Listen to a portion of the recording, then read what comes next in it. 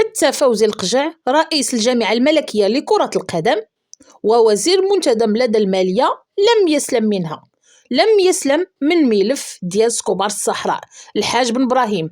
فاليوم أي شخص كيف ما بغى يكون عنده علاقات مع سعيد النصيري إلا وكان لقاو في نفس الزوبعة. لكن واحد الصحفي، هاد الصحفي الرياضي غادي يفجر واحد القنبلة خطيرة جدا، وغادي نشوفوا شنو غادي يقول فيها. وهاد السيد ما مخبيش، هاد السيد عطى الاسم ديالو، عطى العنوان ديالو، كيقول لهم اجيو لعندي ونعطيكم الحجج والدلائل. كذلك في هذا الفيديو غادي نشوفوا اول رد رسمي من موريتانيا حول قتل المنقبين الموريتانيين واللي تبندروا بواسطة الدرون المغربية في المنطقة العازلة. فالسلام عليكم ورحمة الله تعالى وبركاته. معكم لبنى من قناتكم المتواضعة عالم إسكا، واللي دائما كنتمنى منكم أنكم تدعموا هذه القناة، لأن هذه القناة راها تحارب كثرة التبليغات، كثرة السينيال، وبالتالي راه اليوتيوب راه ما كيوصلش التنبيهات والإشعارات لكاع المشتركين ديال هذه القناة.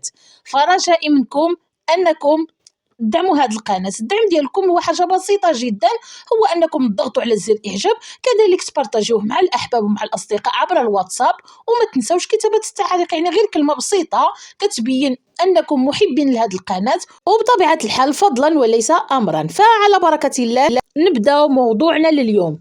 فأول حاجة غادي نبدأ بأول تدخل رسمي من موريتانيا حول قتل المنقبين اللي تبندروا في المنطقة العازلة، واللي غادي يخرج الناطق الرسمي باسم الحكومة الموريتانية. فنشوفوا الفيديو ونتلاقاو من بعد. ماذا تكلم طرحون أخ سؤال فعلا خلق ذوك المواطنين اللي تم استهدافهم، احنا ننتهز الفرصة نترحم عليهم، نرجو لهم إن شاء الله الرحمة والغفران ونعازهم اللي ذويهم. غير نختار نقول جواب عليه يعود الله نفس الجواب اللي كنا نقوله دائما، أننا من مهام الدولة هي تأمين الحوزة الترابية الوطنية، لا يقدر يخلق فيها شيء، خلق الرحمة ولا وجد. والحكومة قامت بحملات تحسيسية سواء على مستوى الشركات التنقيب، سواء على مستوى الإدارات الجهوية كاملة، على مستوى الولايات، على المواطنين الموريتانيين ينقبوا هذا التعديل الأهلي يتم على الأراضي الموريتانية، ولا قد جاوا البليدة وطلبوا أنها تشرع لهم ما هو شرعت لهم.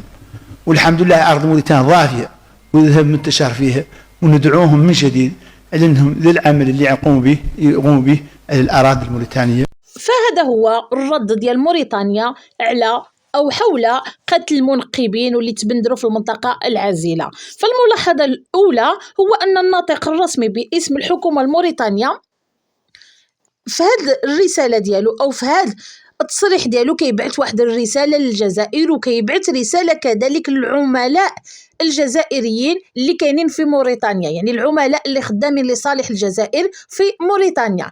الرسالة مفادها كيقول لهم لا تنتظروا من موريتانيا أي موقف قد يخلق أزمة ما بين المغرب وموريتانيا، لأن الجزائر دائما كتحاول أنها تخلق أزمة ما بين البلدين عن طريق العملاء ديالها من خلال بعض الأقلام داخل موريتانيا وحتى في الجزائر، اللي دائما كتحاول تخليهم يضغطوا على موريتانيا أو على الحكومة الموريتانية باش يكون عندها موقف منتقد للمغرب والعملية ديال البندارة في المنطقة العازلة، واللي من خلالها كيتصابوا مرة واللي كيسموهم هما المنقبين عن الذهب في المنطقة أو المناطق العازلة، واخا أن المنقبين على الذهب راه ما عندهمش شي شغل في المنطقة العازلة. وكانت الحكومة الموريتانية ماشي مرة ماشي جوج كتحذرهم من الاقتراب لهذه المنطقة، وكما كيسميوها مرتزقة البوليزاريو، فهي منطقة حرب، وبالتالي شنو غادي يديروا في هذه المنطقة اللي هي منطقة عسكرية وخطر عليهم.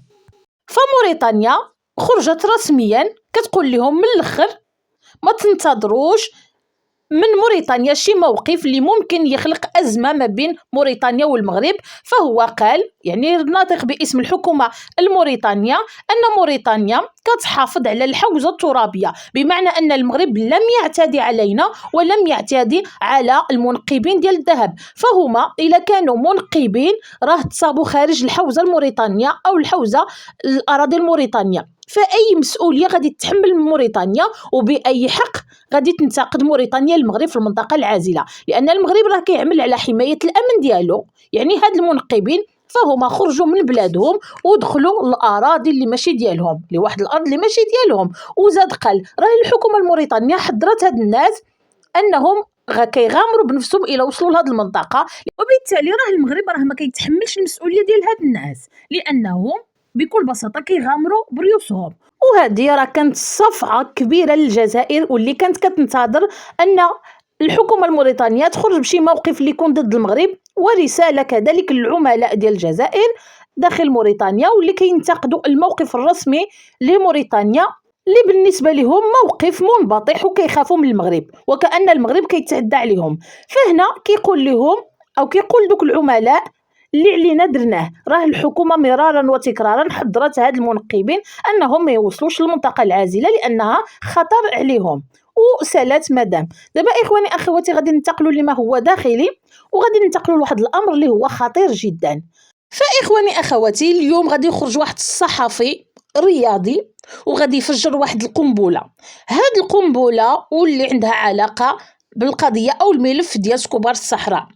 هاد القنبله اللي هي خطيره جدا، وغادي نشوفوا كيفاش هاد السيد كيقول بكل ثقه وكيعطي الاسم ديالو، كيعطي العنوان ديالو، كيقول لهم اجيو عندي نعطيكم الدلائل. كيقول على ان فوزي القجع هو باترون جمهوريه الناصري، صحفي رياضي اللي هو الحسين الحيالي، واللي هاد البلاغ ديالو او هاد الخبر واللي منتشر عبر مواقع التواصل الاجتماعي.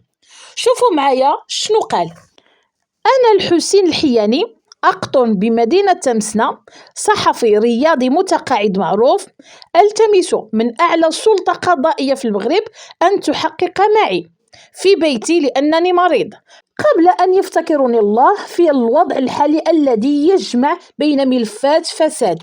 توجد كرة القدم وأسماء الوداد والناصري في صلبها، وأنا أدعي أن الوزير مدير الخزينة فوزي القجع هو محور جمهورية الناصري في الكرة المغربية، وهو ظل خيوط إلياس العمري لزعزعة استقرار المغرب.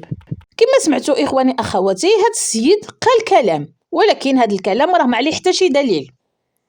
يعني ممكن اي واحد يقول الحاجه اللي بغى، ولكن ملي ما كيتحطش الدليل راه ما كنعرفوش واش صحيح ولا غلط. يعني واش داك الكلام اللي قال فعلا كاين ولا ما كاينش، لان اتهامات خطيره بدون دليل. واخا هو في البلاغ ديالو كيقول اجيو لعندي البيت ديالي وانا نعطيكم معطيات خطيره، ولكن لحد الان مازال ما بانت حتى شي حاجه. ولكن الخطير في الامر هو ان الامر كيتعلق بوزير اللي انا صراحه شخصيا كنحترمه وكنبغيوه، يعني كمسؤول واللي قدم للمغرب او اللي قدم الكره المغربيه الكثير. وزير مكلف بملفات حيويه، واليوم هو راه وجه بارز ديال الصوره او صورتنا الكرويه. الرئيس اللي هو يعني فوزي القجع هو رئيس الجامعه الملكيه لكره القدم. ملي نشوفوا هذا الخبر وملي نشوفوا هذا الكلام، واخا احنا ما كنقولوش بلي هذا الكلام راه صحيح او غلط، لان اي واحد فمو هذاك ممكن يقول اي حاجه، ولكن هذا الامر خطير جدا لان عنده علاقه بالناصري. فهاد البلاغ راه خرجته الصحيفه ديال كازا بالفيزا. هاد الصحفي كيقول باللي الامر كبير بزاف وكيبرئ راسو امام الله وامام التاريخ.